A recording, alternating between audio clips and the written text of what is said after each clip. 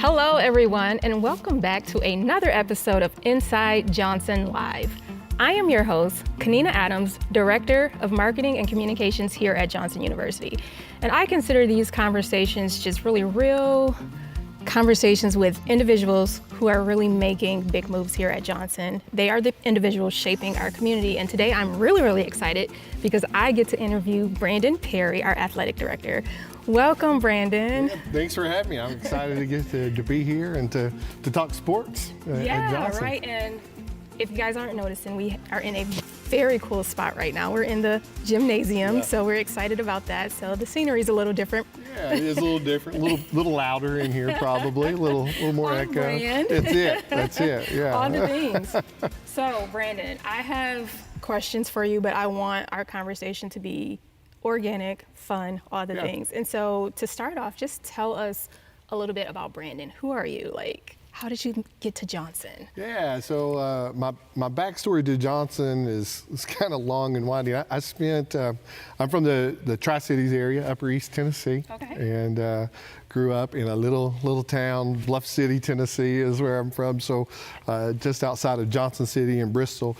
And I ended up at Milligan College, graduated from there, had a kind of a weird path through college, took a while, but I ultimately decided to go into ministry. And I actually spent total 18 years in ministry, 15 of that in youth ministry, was a senior pastor for 3 years when we moved here at Thorn Grove Christian Church in Strawberry Plains. But I guess around 2008, I started, our youth group had just grown a lot and had gotten pretty big. We were about 150 students that we served every month. Wow. And what I found in that was that I kind of lost connection with students. It became very administrative, and I really struggled with that, if I'm being honest. So I wandered to my high school where I went, Sullivan East High School, sit down with my high school basketball coach one day, and he said, "Man, we need a JV coach." And I was like, "I can do that. I'm a youth pastor. We don't do much in the winter. Everything's in the summer and spring." So I was like, "I think I can do it." And I fell in love with it, just ate it up. I got 12 boys that were mine. Wow. And for about 3 hours a day, I had their attention, and that was awesome. So I did that for until 2013, and worked my way up on the high school team, and then my wife, who is a Johnson grad, actually, she got her associate's degree here, and then went on to ETSU, went to med school at Quillen in Johnson City. We matched in Knoxville in 2013, and computer said that's where you're moving. So we did. A month later, we were in Knoxville, and little did we know, we never really even, Johnson wasn't on our radar, but the church we went to, we connected with some professors here at Johnson, and just kind of slowly did it. And then Dr. Jamie Gorman actually invited me one day to play basketball. I thought I was going to be playing with some overweight professors, and lo and behold, it was the basketball team that showed up, and I got to know some of the current players, the current coach at the time, and when he moved on, he recommended me to take over the basketball program, and and it's been this weird journey since then. So that was 2015, and coached 2018 when President Smith took over. I became the AD as well. I was doing both. Wow. And then 2 years ago, stepped down as the men's coach and just doing AD. So it's been kind of a strange path. Not many people take this coaching path, but here I am. Right. So my next question then is, you transitioned from coaching to leadership. How has that shift been for you? Yeah, it's been different, I'll be honest. It's been, a struggle at times, I think. Like I said, back when I got into coaching, it was about, I had these kids and I got to invest in them. And now moving into the AD role, it's become more of trying to coach coaches and help them understand like what we're about and painting a vision of what Johnson Athletics can be. That is different. It's not hands-on every day with student athletes the way that it was when you're coaching. It's more in the spreadsheet, and in the grind of what administration is. But also there's been some joy in that too. I've found I love building. And, we've been able to do a lot of building in this program, and that's been exciting. Yeah. No, I love that because you talk about just even the beginning of your journey, like all of that was preparation for what you're doing now because you're just a natural builder. Absolutely. To be a pastor, you have to build. Yeah, absolutely. And it is something I've found that I really enjoy, and it takes a village. There's people who build, and there's people who come along and can plan. That's not me. I'm not in that. I'm more on that building phase, and thankfully we got a good team that complement each other, and that's worked out great for us. Awesome. So what has been one of the most rewarding moments, you would say, your journey here at Johnson? I love graduation. It never fails, it seems like, on graduation day that there's somebody who walks across the stage that I know the backstory. I've often told people that I think college is the most difficult time of your life. It just is. You're making all of these decisions about what am I going to do for the next 60 years, and like what's life going to look like. You might meet your spouse and you're trying to figure out what that looks like. You throw on top of it at a school like Johnson that you are now thrown into the Bible, as a textbook, not just something that you go to Sunday morning, but it is something that you are deep diving into every day. And a lot of students kind of struggle through that mentally. It's a hard journey. So to see students who've gone through the ups and downs, who have struggled to pay the bills, struggled to find money to eat, who have struggled to stay here, but they keep grinding it out and fighting their way through, to watch them walk across that stage and see the reward of that is beautiful. And I think where I'm at now, in this stage and being here it's 10 years now, it just is shocking. I have all of these guys who played for me or who have played here I'm hearing their backstories as they're having kids, and they're kind of in that stage of life, and that is probably the greatest reward we can get. I'm not going to lie and say that winning a national title wasn't a big reward as well. But, we're going to get to but that. It was. Talk a little bit about that. I think that was a big deal. I think one of the things, again, being a builder, it was coming in here and seeing the vision of what we could be. And that started with our basketball team for sure, but it quickly grew, and our entire coaching staff has this. Right now, it's amazing to hear them talk about what Johnson can be and what they're pushing for it to be athletically. I don't know, I think there was something about the potential of recruiting here. Obviously, we're in Knoxville. It's a great town, it's a great space, but we're also kind of pushed away from Knoxville at the same time. We're 10 minutes from Neyland and 25 minutes from Dollywood, and that's a beautiful thing. So kids want to play in that kind of environment, but then also to add to it this intentionality of caring for students. That is a big recruiting tool. It is, and I always felt like we had the potential to be something really great. And to do well. And luckily, it took so much time. We came in 15 and finished 6th in the country, had a rough year the next year. Then we finished 4th in the country in 18, 19, we're 3rd in the country. 2020, we all know 2020 is the COVID year, 3 hours before tip-off at the national tournament. We think we're going to win this thing, and they shut it down, send us home. And then we come back and live through everything that was COVID and all the regulations that we had on us, and to have that special group of guys just fight through all that adversity to be able to bring home a title was huge. It was amazing. But it was still, it's those we don't remember the games. Yeah. You just Yeah. don't. Mm-hmm. But you do remember the bonds that you built. Absolutely. Through that time. So much to take in, lots of great stuff, and a good segue into what I want to talk about next, a little about culture, character, leadership. So you've been intentional about building a Christ-centered, character-driven culture. What does that look like from in the day-to-day for the student athletes? I think it looks very different for every student athlete. I think all Christians, all of us who long to follow Christ, we go about it differently, right? And to make this into some cookie cutter program probably isn't going to work. So for us, one of the things I wanted to do, we're here at Johnson and we do so many great things spiritually.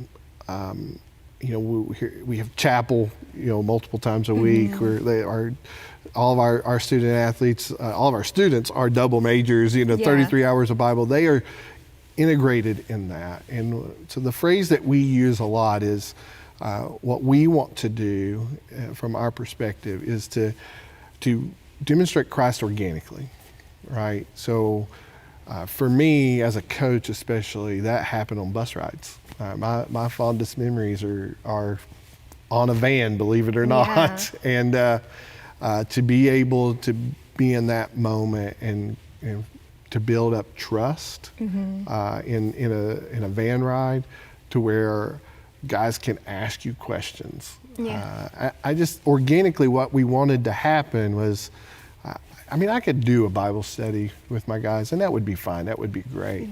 But I thought what most of them needed was to hear that I love my wife. And this is why, because of Jesus. That I love my kids and what that meant, that I love my community and what does it mean for me to serve it, not in a way that I'm teaching it every day and intentional, but just listening to me talk day to day about how life is lived. And that's what we try to do. It's the beauty of athletics is, this is for a lot of students, sports is their identity. It's a huge part of their identity. It was for me. And I'll be honest with you, I'm not a college grad if I couldn't play ball. It wouldn't have happened for me.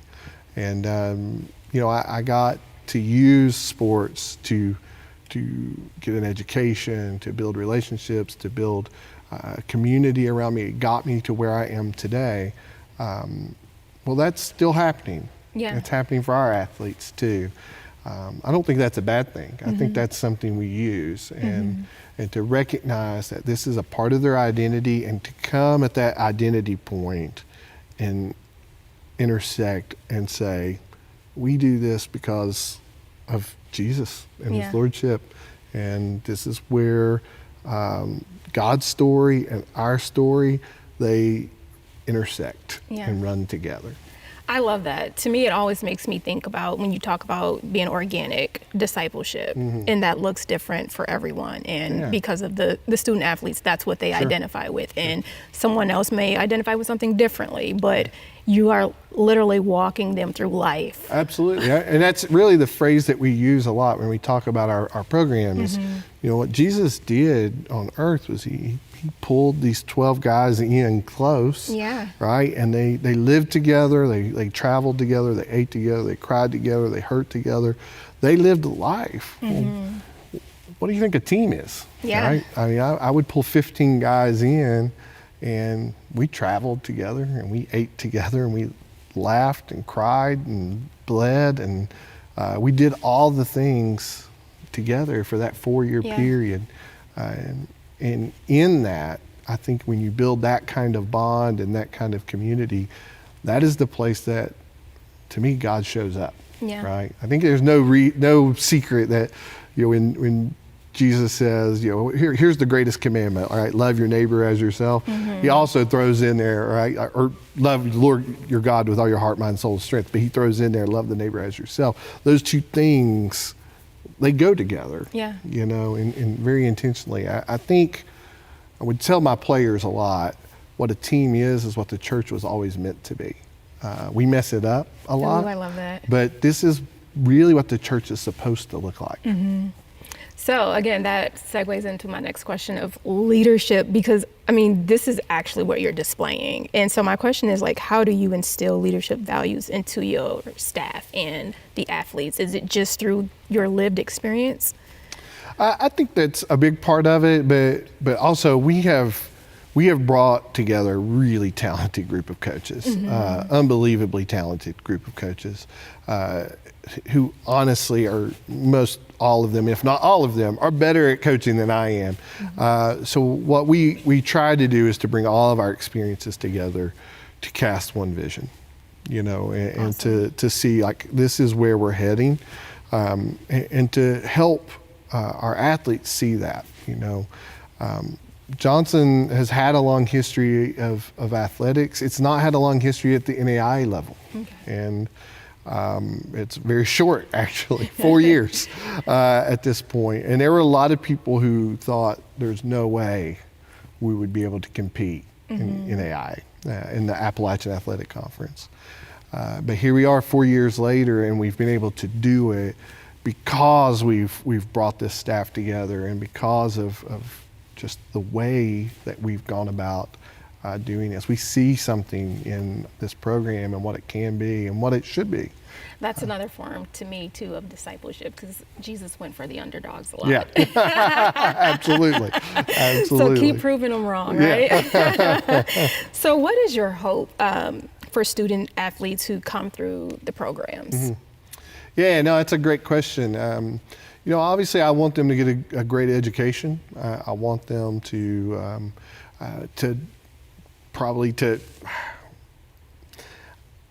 I want them to have a good college experience more than anything. And athletics plays a role in that, whether they're a student athlete or not, right? I really believe that what athletics should be on any campus is a rallying point, right? How often, you've worked here a year, right? Yeah. How often have we've got to pull our student body together? Yeah. And to do it with one purpose and in one direction. Well, that's what a game does, right? All of a sudden you pull these people together from different backgrounds and different places, and we're all cheering our community on. Like that, there's something beautiful about that. We want to create that kind of experience for the entire campus. That's a big hope of mine. But also I think I look around at college students and students coming out of high school. There's just a lot of brokenness. There's a lot of hurt. And I think my biggest hope of all is that our program can be a place of wholeness and a place of healing. That's hard to do in athletics. It just is. And you look around at what is happening in the world of college sports. It's become very much about what I get out of it. And what we want is something a little bit different. It's more community oriented. It's more about how we do this thing together. I know this sounds cliche, but I remember coming up, I would always hear terms like there's no I in team, and until you become an adult and you get married and you have a family and you realize that we really have to be selfless to really please God. So I love what you're doing, and I was so excited to just have this conversation. Well, honestly, like one of the things I've told all of our recruits is similar to what you just described. Everybody that I ever recruited, I use the same phrase. If you can't love my kids, you don't come. You don't need to be here. And not because my kids should be the center of the world, but my kids were always going to be here. They were because of mine and my wife's work situation. And I just felt like if you can't bring yourself to get on a knee and talk a kid eye to eye, if you can't take 5 seconds to just care for that kid who really you have no reason to do it, you just do it because you're a good person. If you can't do that, then this is probably not your place. Right? I love it. Absolutely love it. So vision. Are there any initiatives or anything that you would like to share that's forthcoming? I think we are really, we've leaned in for the last few years of just wanting to build who we are athletically and get better. We've really leaned in on who we are academically. We're sitting right now, we came out of this last semester with an overall GPA of 3.41, which is incredible for an athletic department. Yes. For the semester, we were a 3.28 for our careers. That's an incredible number athletically. And as we've kind of built those two areas and have focused on getting, the kinds of kids that we want to be here, now I want people to know about it. Yeah.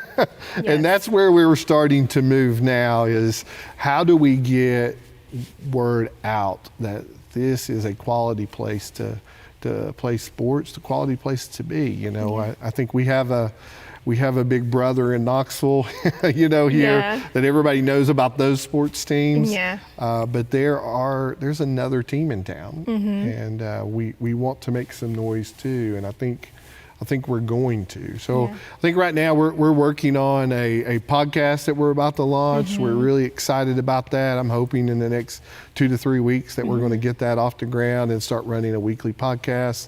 We are looking for partnership. What does that look like for anyone out there looking for a place to market? Right. We're definitely in that that arena, and not a place where we're trying to take from anyone. What we want is true partnership.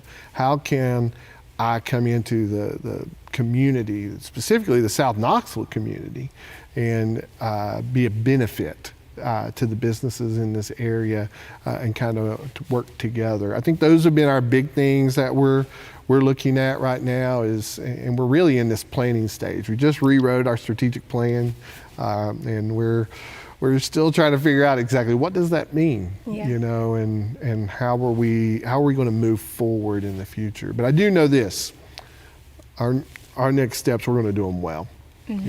Dr. Smith walked in with this vision of doing athletics with excellence. That was his vision, and that has been passed down now to President Overdorf, and I think we are in this space of we don't want to just do athletics to bring kids in. That's not the point. We want to do it with excellence and do it well. We believe that we're a program that can win championships, and can do it in a way that is also building up the life of our student athletes, that they are better when they leave here. Awesome. And so amazing. And this next question, you've already kind of answered it, but if you could just elaborate a little more, how does athletics play a part, I would say, in the broader mission of Johnson University? Yeah, I think it does in a lot of different ways. Without a doubt, I think all athletic programs kind of play the role of the front door, right? Like America, we're obsessed with sports. Yeah. It's just part of it. So it brings some attention. We want to embrace that role. That we want to be out in front and really banging the gong of what Johnson University is, because we want these kids to be here. But I really believe in community. I believe in it so much. I think it's a vital part of not just who we are in humanity, but a vital part of who we are as the church and in the world and our faith. And so for me, I think the biggest role we can play is to be community builders. How do we be that rallying point where we can bring people together? How do we help bridge divide? Because there's often on any campus, there's a divide between those who play a sport and those who don't. How can we create something that's different here? I think those are our real driving points right now, and the place that we should be able to walk in and say, we want to make a difference. And then more than anything, I want to be something that our campus is proud of. I want something that South Knoxville is proud of, and I think we have a real opportunity to be that. Awesome. So winding down to my final questions, one of the questions that I really want to highlight and ask is, in what ways have you seen athletes in athletics, should I say, influence students, not just their who they are on the court, but even outside of Johnson University? Yeah, we started, and Coach Dana Carter, who's our softball coach and our assistant athletic director, she really works hard at this program as part of an NAIA initiative, which is Champions of Character. That's what it's called. And we've worked really hard at being a Champions of Character school. Awesome. And really what that means is we want to get into the community more than anything. So it's pretty awesome. A thing that I started a couple years ago, Coach Sharp, our new men's basketball coach, has kind of picked it up. Our women's basketball players have kind of gone along with them. But Gap Creek Elementary is just right down the road here. It's where my kids go to school. Just this past week, I guess it's 2 weeks ago, we took a group of student athletes over, and they got to integrate with the elementary school. And I don't know, the first time that I did it, I was really shocked about how much those kids cared about Johnson athletics. At the end of it, they were cheering, they were carrying on. At the end of it, I gave away tickets to the game, awesome. Which was really cool. They got all excited about that. I watched my son get off the bus, and with his friend that I help watch sometimes, and they came running up to me. He's like, "We got tickets to the game." I'm like, "You get into all the games." Like, I don't know why this is a big deal, but it was, and it was really interesting to see how our athletes, and they may not know it, but they're being watched. Yeah. By these younger kids, and for me, I think it was really cool when our athletes get that, like, my words matter to people, that my actions matter, that they understand that those kids are in the stands and they're honestly emulating who our athletes are. And that is a big deal. So for me, I think that's the big thing. And I don't think it just happens with elementary school kids. Right. I think that's happening all over the place, that we see somebody who gets a little bit of attention because of a silly game that we play. It really doesn't matter in the big scheme of things, but it brings attention to you, and if you can go about doing it the right way, I think it has a lot of influence. And we've seen that time and time again. Awesome. So what advice would you give to a student athlete about using their platform for good, whether it's a current student or a prospective student? Yeah. Well, I think we've ran into a interesting time in college sports with NIL, so name, image, and likeness, and most people who have seen that only have seen what is probably the ugly side of it, right? You see the D1 athletes who are getting these massive contracts. Really, name, image, and likeness was never about that. It was about using your platform, yes, to make a little bit of money. It was never meant to be this number, but it was using your platform for good. So what I would tell any student athlete, you have a voice. You have a voice, and we've seen that time and time again with so many athletes. I'll tell one story about a former player of mine, a guy named Kobe Jones, who's actually our all-time leading scorer here at Johnson. Was a phenomenal athlete. But what a lot of people didn't know was Kobe would come to practice, he would play games, and then he was getting up the next morning, driving to the University of Tennessee. He was a strength and conditioning intern over there. He would be there at 4 a.m. every day.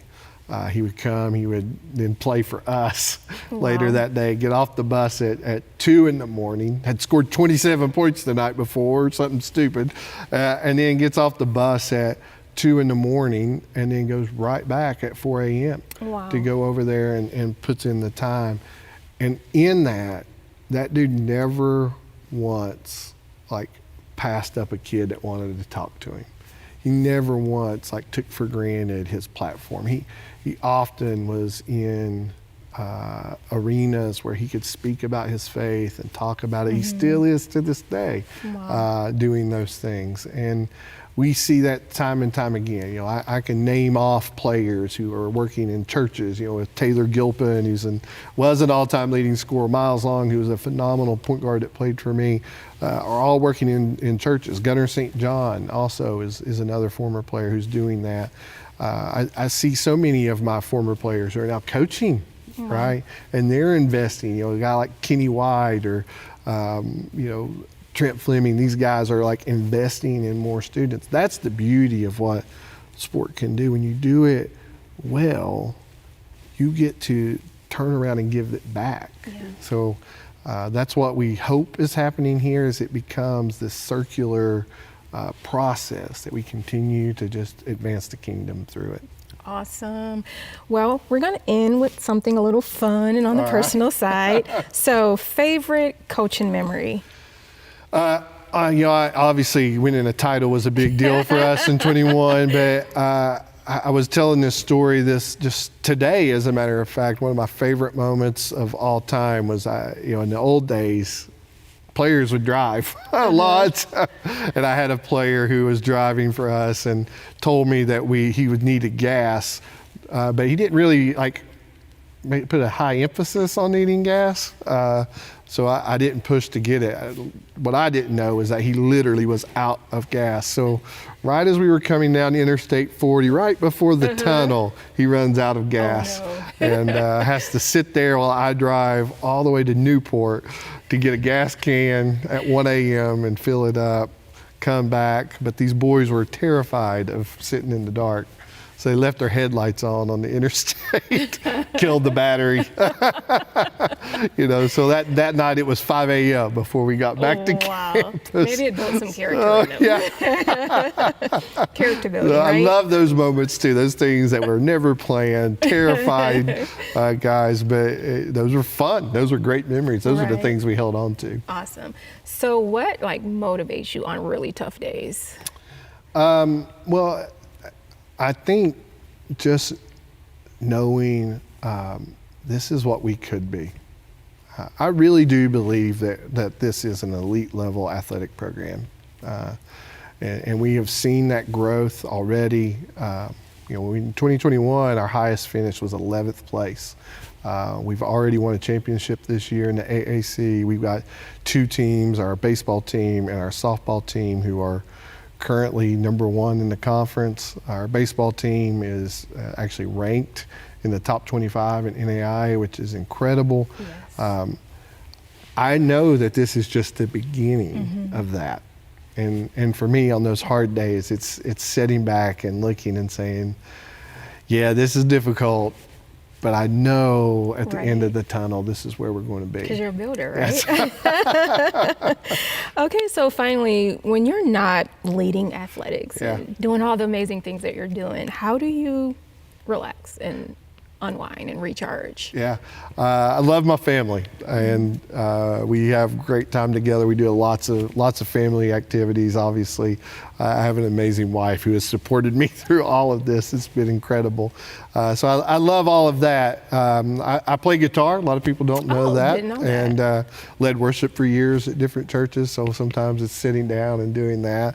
And it's a fun fact about me, I'm really into theater. And so me and my wife will go to shows. My son actually is not a huge fan of sports.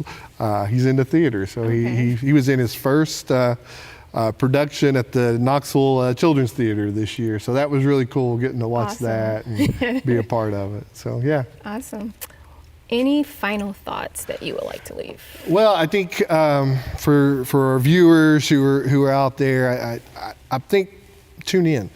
You know, we have some amazing things going on. We are very fortunate here at Johnson One. We have an incredible media service team, as you can see, who does an amazing job, and their job that they do at our games is second to no one. So you have an opportunity to watch us every game. All of that is available through our website. Check us out. I think it is it's going to be amazing to watch what happens in the next 5 years. Yes. And my personal opinion is you don't want to miss that. And if you're somebody who is looking for something to partner in, to build with, and to be a part of, call me. Because we want to talk and we want to see what this thing can be. Awesome. Well, thank you so much, Brandon. It's been a pleasure, and I am looking forward to doing great work together. Because like you said, this is just the beginning. Just the beginning. We're going to do great work together. That's right. Thank you all for tuning in. Until next time.